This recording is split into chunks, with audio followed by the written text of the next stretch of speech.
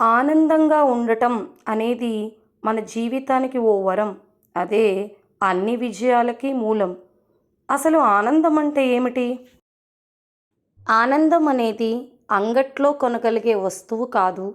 ముంగిట్లో మెరిసే ముగ్గు కాదు. అలా అని అందుబాటులో లేనిది అంతకన్నా కాదు.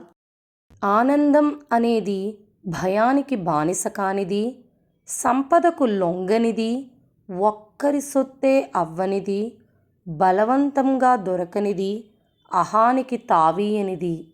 మరి ఆనందం అంటే అమాయకత్వం దాని ప్రాణం, ఆప్యాయతకు దాసోహం, గర్వానికి ఆమడ దూరం, సహజత్వానికి సమీపం, కోపానికి శాపం. ఆనందం అనేది ఎక్కడో ఉండదు.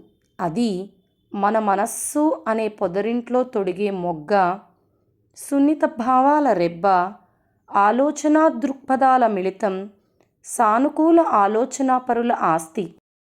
ఆనందం దూరం అవుతుందేమో అనే ఆలోచనే వద్దు. అలా అనుకున్నప్పుడు సరిపెట్టుకోకు, ఇదే ప్రాప్తమని. వదులుకోకు దాన్ని మూర్ఖత్వంతో.